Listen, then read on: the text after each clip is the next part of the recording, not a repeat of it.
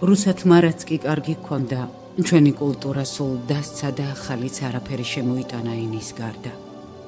ამისთან მფარველი რომ ღმერთს არ გაეჩინა, უფრო კარგი იქნებოდა. ეს მეტად ცუდი იყო გლეხებისათვის, რომლებსაც თავს დაადგნენ და ტყავს აძრობდნენ. ამ რუსობამ გლეხებიც კი ძლიერ გააფუჭა და სინდისი დაუკარგა, ნამუსიც. ეხლა თავისუფლება გამოვაცხადეთ, კვლავ დამოუკიდებლები ვართ. ამისთან მიუხედავად გლეხის სულით და ხორცით დაეცა. დაივიწყა რწმენაც და პატიოსნებაც.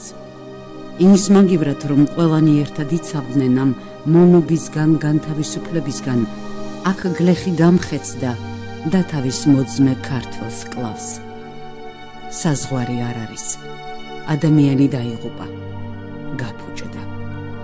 აი რუსობამ რა შედეგი მოუტანა ჩვენს ერს. ნუ თუ დადგება ის დრო, როდესაც ძველებურად აუძგერებს ყველას გულს. ღმერთო, მალე მოვიდეს ის დღე და ქედმოხრილნი მარტო შენი მონები ვიყვნეთ. რა იქნა ძველი ჩვენი განათლება, სწავლა და კულტურა. მანდილი გადააფარა ალბათ ყველაფერს ოხრად დარჩენილმა რუსმა. ოხ, როგორ მძულან, მეტად რა ეხლა მომის დროს და მერე. კითხულობ ყაზბეგის წიგნს, სადაც რუსეთის მთავრობის მოქმედება. ეგ ერთიერია მგონი, ესეთი უღმერთო, უბედური, გაუნათლებელი და ღმერთისაგან დაწყევლილი. ღმერთო, მოგვიმართე ხელი.